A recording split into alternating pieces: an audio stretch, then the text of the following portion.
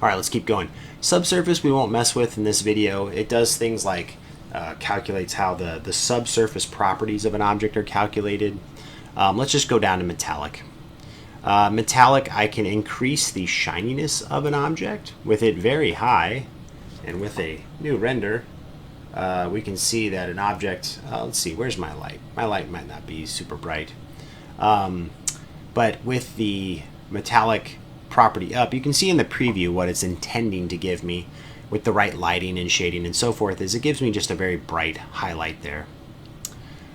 Changing the specular should change how tight or how wide that highlight is, just to give you a bit of exposure to how these different settings work.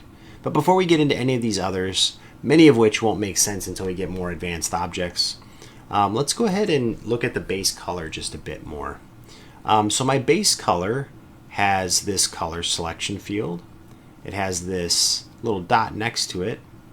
And in that dot next to it, it allows me to input or add texture to or add color modifiers to or a converter to that base color.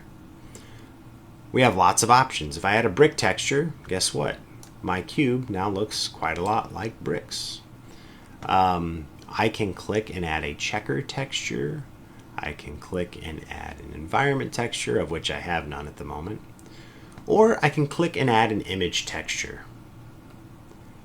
Now, image texture is interesting because we can just go grab any old texture on the internet or make any texture we want in Photoshop and input it into that value. Let's do that now. All right, so I'm going to input some textures that I've created. I do that by clicking on the Open Folder button right there. And I've got a few here. I've got a dark, warm wood texture that I'm going to add. So I've selected that one. I'm just going to click Open Image.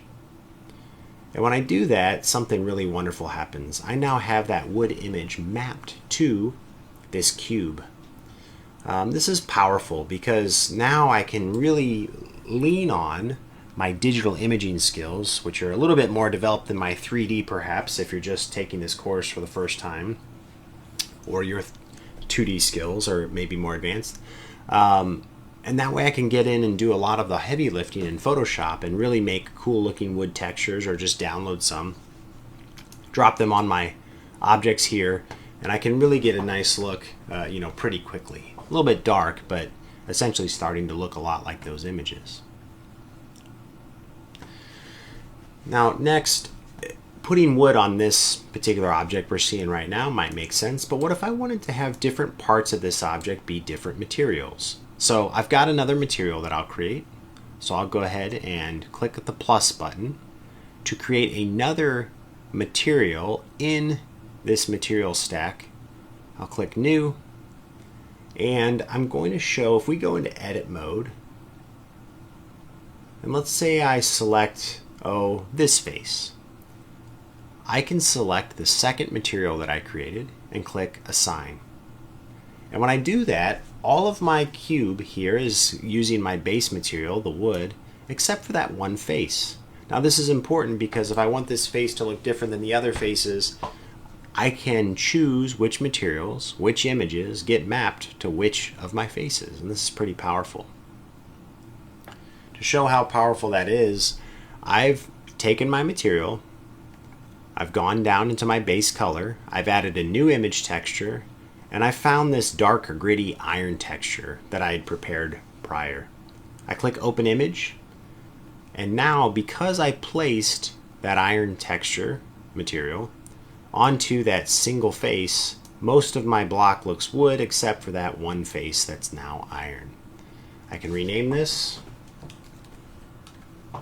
and sure enough I have two materials applied to a single object, this cube. And I can keep going. I could take, say, this face, select the iron and assign it over there.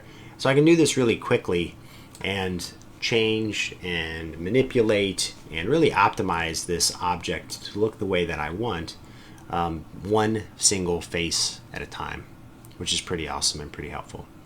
So that's about all I would get done in a normal material working session with this simple materials panel, is face by face, assigning different textures, using images primarily, and trying to get that result that I'm looking for. I want to show one last thing before we wrap up this video, and again, this is something that, coming from other 3D software, kind of is taking some getting used to as I've added Blender to my tool box. But let's say we created some indents or some extrusions here. Let's say this box, we put a little recessed edge or something. Maybe this is the start of like a crate or container that has like a shallow base to it, some sort of receptacle or lantern or something like that. We've done this extrusion. We've got this texture applied. I've got wood on some of my corners here, but we've done this extrusion, and man, it's gotten really nasty on the inside. That's because when this was here, everything was pretty nicely textured. It was based on a box. But the second that I extruded this down, it hasn't corrected for these new polygons. It's just stretching the texture down, down, down. So to account for this, and you might find this when you're running through your exercise, there are some additional settings in even this simple material editor that we might want to look at. And it comes under this image header, and it's methods of applying the image. So we have linear, closest, cubic, and smart. So right now we've got a little linear action happen. If I go to cubic, because this is a cubic object, and then I change this to box, you're getting a kind of an even nastier look. Now, I want you to bear with me, because these two settings sometimes get you closer to the result you want, even if it doesn't look like it. So I've got cubic and box in terms of like different texture interpolation and different 2D image projection. But down below is this setting called vector. And this vector setting is a method of input, and it's telling the 3D model how to interpret this image. And you need to change the texture coordinate in order to get the look that you're going for.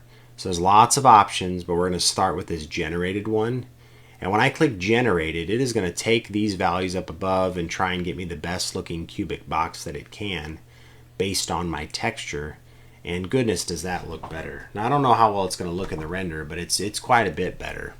Everything seems to flow along the edge, and yeah, it looks really, really nice. So if you're finding those really nasty stretched seams, take a look at your texture projection and interpolation, and then this vector setting. And you might have to go down to your texture coordinates and experiment with these options.